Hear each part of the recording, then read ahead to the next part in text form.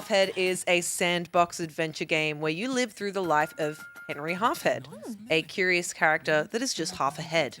He has the ability to become any object within his reach, and you are tasked with living through his life by becoming the various different objects around him to complete tasks.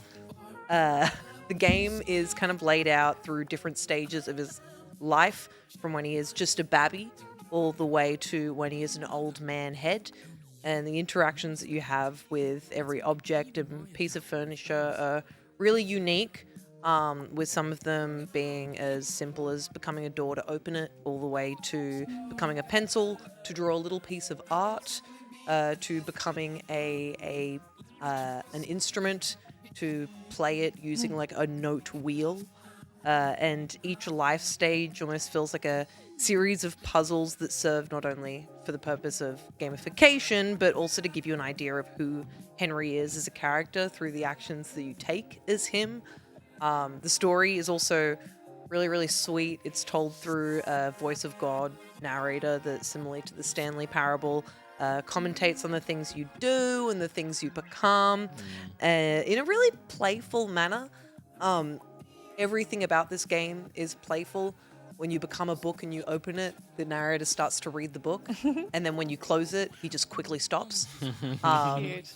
There's like a way of doing things that over the course of the game becomes more and more involved. Like when you're a baby, the tasks that you're doing as a baby, the things that you're becoming are really simple. It's like becoming a set of building blocks to then like, build up and then knock down. While when you're an adult and you're doing stuff around your house, there's a really involved process with like making food, in the sense that like you become the food, but then you also become the utensil to like cut the food, and it's wacky, it's wonderful. And it's really silly. Like a big part of this game is being quite silly, but it ultimately ends up being this overarching story and message about the beauty of living life. Aww. And the whimsy that you can find in it from really immersing yourself in the things that you do in a very literal way by becoming the things that you do and the things that you use. Did you draw a penis? Every time. Yeah, good. Every time, without a doubt, I drew a penis. Oh, yeah. Every Good. single time I had a thing I could use to draw, I would draw a penis. When I was a child, I drew a penis. When I was an old man, I drew a I did penis. not put away childish things. It really makes you think about all the ways you can draw a penis in your life. That's it. It truly does. Deep. And while it does, like, it does have that sandbox gameplay of, like, letting you become anything you can reach, the game's pretty linear and does nudge you in the direction it wants you to go in order to, like, progress the story and push through the main message. There's an up, fun, exciting, down, realizing that you still have to live your life. Up, life is beautiful. But like, even though it does kind of like really push you in a certain direction, the story and the message is really positive and nice, and it kind of like leaves you thinking about how important it is to enjoy your life as it goes by and kind of do what makes you happy, because it is just going to go by. These So are like, take joy in the little things that you're doing. The little things that you are doing, are these dictated by a checklist that you see, or is it only by doing a task that you get told that this was the right thing to do, or not the right thing, but like to complete a The little narrator task? affirms what you're doing. Yeah. The So narrator- it's not outlined That's to you clever. at the start when you start. You've got like the tasks on the side. Oh, you do? Right. Okay. You Oh, can yeah. see there's Oh, like yeah, a tab yeah. there. You've got like the tasks. Whoa! Those tasks will only become clear to you once you like complete the task before it, and the narrator will kind Oh, of I explain see. it to you, Right. and then you can open up the task to like, oh, what was it that I actually needed to do? Are they still slightly obscure in the way that they're described as a task, or are they like draw on the floor, or are they like create a mess? A little bit like it varies. Okay. Like some of them straight up like do your schoolwork. Yeah, right. And okay. then you've got a piece of paper to do your schoolwork on. Meanwhile, there are other ones like be creative. Yeah, right. Okay. and it kind of. But you're never at a loss, just just like brute forcing every item in the room just to Definitely see not. what happens. Okay, right. You've got some that direction from the start. But it still kind of gives you a bit of openness to figure out what you're supposed to be doing. It's not completely straightforward, but it feels like a game that's made for everyone to enjoy, adults and kids alike. So it does have that sort of simplicity of like a kid will be able to figure it out, but at the same time, like also allowing a kid to be creative with whatever they're doing in the game. It's just interesting with this genre of like checklist gaming. You did Fly's Tale?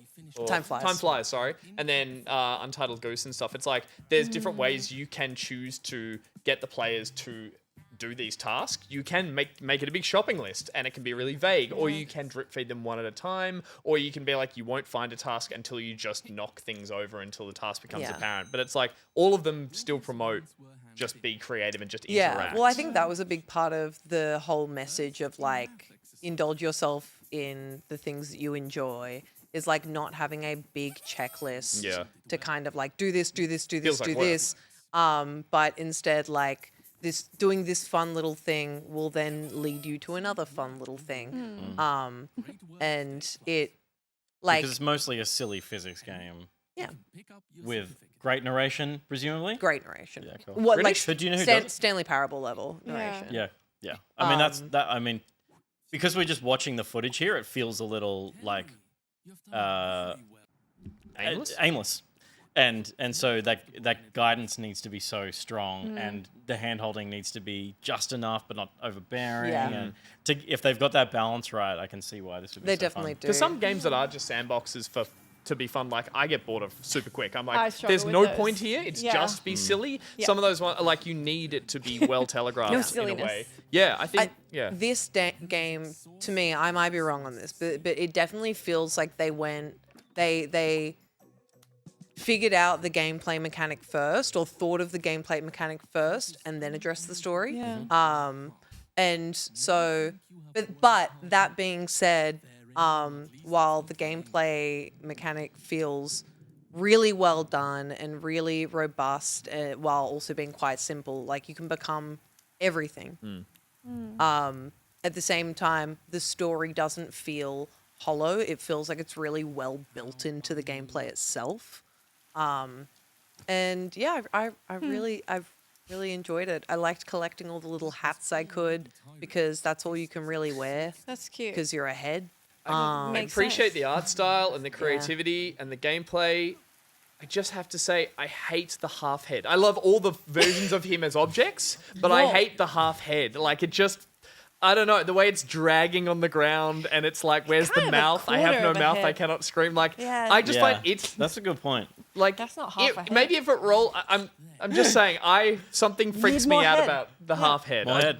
No, Yeah, no head. head. That's So just how he was born. Oh. Don't Are you you saying- defend it? I'm just no, saying I'm it not does something to. I'm not makes me defending him. jib- I'm saying there's something wrong with you and the way that you're talking Don't about sit this on that guy. swing, kids. That's I'm not defending him. I'm You're- attacking you. Yeah, I'm attacking you. Mummy needs to ride the swing. I'm saying that you. Henry, get on Mummy's turn. Horrible, half head on the horrible, swing. horrible. Oh my goodness. I like But all the it's really versions of it. cute. I find dragging half the skin. Yeah.